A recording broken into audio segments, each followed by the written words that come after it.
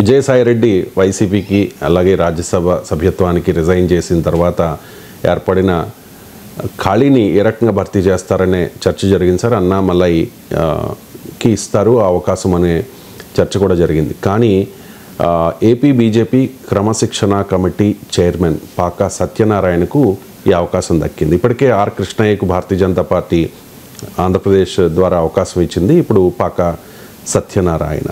So ఏపీలో BJP బలంతో పోల్చితే ఇది చాలా ఎక్కువ కదా సార్, ఏమంటారు? ఈ చర్చ జరిగినప్పుడు అన్నామలై వస్తున్నప్పుడు నాలంటి వాళ్ళు మాట్లాడారు, ఆంధ్రప్రదేశ్లో బీజేపీకి నాయకుడే లేడా, మా సోమవీర్రాజుకి ఎందుకు రాజ్యసభ పంపకూడదు, మా పార్టీలో నాగభూషణ్ ఎందుకు పంపకూడదు, మా మాధవ్ని ఎందుకు పంపకూడదు, వాళ్ళ ఫాదర్ కాలం నుంచి ఆర్ఎస్ఎస్తో బీజేపీతో అనుబంధం ఉన్న నాయకుడు కదా, వీళ్ళంతా ఏ పాపం చేశారు, వీళ్ళని ఎందుకు పంపకూడదు, మా సత్యకుమార్ యాదవ్ను పంపించి కేంద్రంలో మంత్రి చేయొచ్చు కదా, ఎందుకు పంపలేదు, వీళ్ళంతా మా తెలుగు వాళ్ళు మీకు పనికిరారా, మీకు మా అన్నామలై కావాలా, సురేష్ ప్రభును మహారాష్ట్ర నుంచి పట్టుకొస్తారు, అన్నామలై తమిళనాడు నుంచి పట్టుకొస్తారు, పోనీ మా నిర్మలమ్మ అంటే మా కోడలు, తెలుగు వాళ్ళ కోడలు కనుక ఇబ్బంది ఏం లేదు, మా గోదావరి జిల్లాల కోడలు కనుక మాకు సంతోషం, అభ్యంతరం ఏం లేదు. మరి మిగతా వాళ్ళంతా ఎరికలు వచ్చారు, మాకు లేరా, మాకు నాయకులు లేరా, మా విష్ణువర్ధన్ రెడ్డి పనికిరాడా మీకు, ఇది కదా అని మాలాంటి వాళ్ళు మాట్లాడాను కూడా. చాలా సంతోషం. ఇప్పటికైనా బయట రాష్ట్రం నుంచి కాకుండా, ఎందుకంటే మీకు ఇతర రాష్ట్రం నుంచి పంపచ్చు, తప్పని కూడా నేను అంటలేను. ఎందుకంటే మన లక్ష్మణ్ మన జీవీఎల్ సరే ఉత్తరప్రదేశ్ నుంచి అయినాక తప్పని ఎట్లా అంటాం. కానీ ఉత్తరప్రదేశ్లో ఉన్న సీట్లు ఆంధ్రప్రదేశ్లో లేవు కదా బీజేపీకి అవకాశాలు ఉన్న చోట్ల వేరే రాష్ట్రం నుంచి పంపించిన అర్థం ఉంది. అవకాశమే లేని చోట అక్కడ ఆ రాష్ట్ర నాయకులు వదిలేసి మీరు పంపడం న్యాయం కాదు కదా. అసలు ఇన్ ప్రిన్సిపల్ రాజ్యసభ ఉన్నది రాష్ట్రాల సభ, పోనీ ఆ ప్రిన్సిపల్ పక్కకు పెట్టాయి జాతీయ పార్టీలు, ఇబ్బంది లేదనుకుంటే. ఇక బీజేపీకి అదేం విచిత్రం అర్థమవుతలేదు, వైసీపీ ఖాళీ చేసిన సీట్లని బీజేపీకి ఇస్తున్నారు. మరి ఇంకెన్ని ఇస్తారో తెలియదు. ఇప్పటికి 2 ఇచ్చారు, 2 టీడీపీ తీసుకున్నట్టుంది. బీజేపీకి ఇన్ని సీట్లు 2 రాజ్యసభ సీట్లు 2 ఇచ్చారు. ఇప్పటికీ బీజేపీకి ఉన్న బలం ఎంత, బలంతో పోలిస్తే ఏం అంటే బీజేపీకి ఆంధ్రప్రదేశ్లో ఉన్న ఓటింగ్ను బట్టి, బీజేపీకి ఆంధ్రప్రదేశ్లో ఉన్న ఎమ్మెల్యేలను బట్టి ఇవ్వడం లేదు. బీజేపీ దగ్గర ఈడీ ఉంది, సిబిఐ ఉంది, కనుక ఇస్తున్నారా అనే క్వశ్చన్ ముందుకు వస్తారా నాకు చెప్పండి. నా హైడ్రేషన్ కోసం I just trust one thing, ఫుల్గా వాటర్ ఉండే కంట్రీ డిలైట్ వల్ల పొలాచి కోకోనట్స్. సో ఇప్పుడే కంట్రీ డిలైట్ యాప్ డౌన్లోడ్ చేసుకొని ఆర్డర్ చేయండి. అంటే ఈడీ సిబిఐలు రాకుండా ఉన్నందుకు రక్షణగా ఈసారి సీట్లు ఇస్తున్నారా, మరి ఏ బలం మీద ఇస్తున్నారు చెప్పండి. ఈవెన్ జనసేన కన్నా ఎక్కువ బలం ఉందా? నాగబాబును రాజ్యసభ పంపిస్తారనుకున్నారు, ఇవ్వకుండా ఆయననేమో ఎమ్మెల్సీతో సంతృప్తి పరిచాను. సో ఆయన ఎమ్మెల్సీతో సంతృప్తి పరిచే రాజ్యసభకు మన నాగబాబుని తీసుకుని కేంద్ర మంత్రి ఎందుకు చేయకూడదండి? ఎందుకంటే ప్రజారాజ్యం నుంచి మొదలుకొని జనసేన వరకు పవన్ కళ్యాణ్కు అండగా ఉండి చేదోడు వాదోడుగా ఉన్న నాయకుడు కదా. అసలు జనసేనకు మంత్రి పదవి రావాలి కదా. ఎన్డీఏలో ఒకే ఒక్కరున్నా కూడా మా మంత్రి జతిన్ రామ్ మాంజీ అనుకుంటాను, హిందుస్థాన్ అవామీ మోర్చా, ఆయన ఒక్కడే ఉన్నాడు, మంత్రి అయ్యాడు కదా. రామ్దాస్ అత్తయ్య వాళ్ళు ఒక్కరే ఉన్నప్పుడు మంత్రి అయ్యారు కదా. మరి మా జనసేనకు 2 ఎంపీ సీట్లు ఉన్నాయి కదా. ఎందుకు మా పవన్ గా తుఫాన్ కదా, మరి మా తుఫాన్కి ఎందుకు ఇవ్వరు మంత్రి పదవి? దీనికి అవకాశం ఉండదు కదా. అందువల్ల జనసేన నుంచి నాగబాబును పంపించి నాగబాబును కేంద్ర మంత్రి ఎందుకు చేయకూడదు? ఇది మా జన సైనికులందరూ ఆనందపడతారు కదా.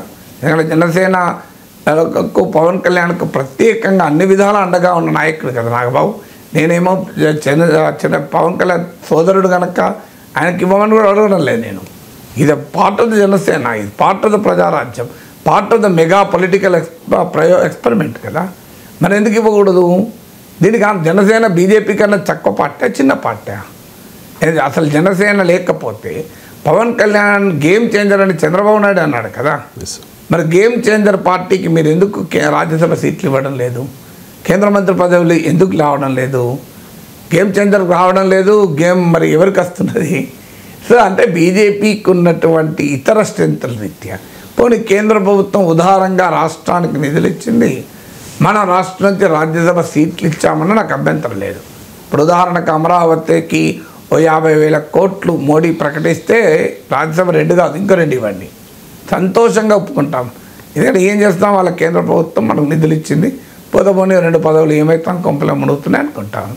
అది 50,000 కోట్లు 1,00,000 కోట్లు ఇచ్చి 2 కాదు 4 తీసుకోండి, మొత్తం ఆంధ్రప్రదేశ్ చెందిన రాజ్యసభ సీట్లని మీరే తీసుకోండి, సంతోషం, ఏం అభ్యంతరం లేదు. అమరావతికి 1,00,000 కోట్లు ఇవ్వండి. ఎందుకు ఇవ్వరు అమరావతికి 1,00,000 కోట్లు? 50,000 కోట్లు ఎందుకు ఇవ్వరు? బీహార్కి ఎన్ని వేల కోట్లు ఇచ్చారు మీరు, ఎన్నికలు ఉన్నాయి కనుక, మరి మాకు ఇవ్వండి. సో దీనికి ఆన్సర్ ఉండాలి కదా. లేదు మా ప్రత్యేక హోదాను విభజన చట్టంలో సవరణ చేసి ఆర్డినెన్స్ ద్వారానో చట్టం ద్వారానో విభజన చట్టంలో ప్రత్యేక హోదాను చేర్చండి. మీరు అప్పుడు బ్రహ్మాండంగా రాజ్యసభ సీట్లే కాదు ఇంకా లోక్సభ సీట్లు కూడా ఉంటే తీసుకోండి, అభ్యంతరం ఏమున్నది మాకు. ఆంధ్రప్రదేశ్ ప్రజలకు మీరు చేయండి అంటున్నాం. సో ఆంధ్రప్రదేశ్ ప్రజలకు అదనంగా ఏమీ చేయకుండా ఇప్పటికీ విశాఖపట్నం విజయవాడ మెట్రోలకు సహాయం లేదు, కాకినాడ పెట్రోకెమికల్ కాంప్లెక్స్ దిక్కు లేదు, కడప స్టీల్ ప్లాంట్ అడ్రస్ లేదు, అమరావతికి నిధులు లేదు, విశాఖ స్టీల్ ప్లాంట్ పైన వేలాడుతున్న ప్రైవేటీకరణ కత్తి క్యాబినెట్ రెజల్యూషన్ ఇప్పటికీ రద్దు కాలేదు. మరి ఏ రకంగా న్యాయం ఇది చెప్పండి? మీరు రాజ్యసభ సీట్లు ఇచ్చుకుంటూ పోతే పక్కోంది ఏమో దేనికి మరి రాజ్యసభ సీట్లు ఇస్తున్నారు? బీజేపీకి సొంతగా ఆంధ్రప్రదేశ్లో ఓటింగు లేదు, ఎమ్మెల్యేలు లేరు, బలము లేదు, పైగా ఆంధ్రప్రదేశ్కు ప్రత్యేకంగా మోడీ ప్రభుత్వం చేసింది లేదు. మరి ఎందుకు ఇక్కడ నుంచి ఎంపీ సీట్లు ఇవ్వాలి? తెలుగువారు ఎందుకు అంత ఢిల్లీ ఏం చెప్తే అది వినే పరిస్థితిలో తెలుగు వాళ్ళు ఎందుకు ఉండాలి? అసలు తెలుగుదేశం పుట్టుక ఎక్కడ స్టార్ట్ అయింది? సో ఢిల్లీ సింహాసనం ఆధిపత్యానికి వ్యతిరేకంగా కదా సింహగర్జన చేసి నందమూరి తారక రామారావు పార్టీ పెట్టింది. ఆ సింహగర్జన పోనీ మనం పిలిగర్జన చేద్దాం. ఇప్పుడు ఆ సింహగర్జన చేసే పరిస్థితిలో లేవా? నాకు ఆశ్చర్యం వేస్తుంది. ఎందుకు మరి తెలుగు వాళ్ళు ఈ పరిస్థితికి రావాలి? ఢిల్లీ అమిత్ షా పిలిచి చంద్రబాబు నాయుడు మామూలుకి ఇచ్చేయండి అంటే ఇచ్చేయాలి, ఇంకా మార్గమే లేదు. అసలు నో రెసిస్టెన్స్. మీరు గమనించేయండి, అమిత్ షా చంద్రబాబు పిలిచాడు, మా రాజ్యసభ మాకు కావాలన్నాడు, మీరు ప్రెస్ స్టేట్మెంట్ మాత్రం అమరావతి గురించి ఆంధ్రప్రదేశ్ అభివృద్ధి గురించి చర్చించామన్నారు. లోపలికి వెళ్ళి అసలు చర్చించింది బహుశా ఇదే ఉంటుంది. దాంతోపాటు చర్చించి ఉండొచ్చేమో, కానీ అసలు ఎజెండా పొలిటికల్ ఎజెండా. మీరు రాజ్యసభ సీట్ ఇచ్చేసారు.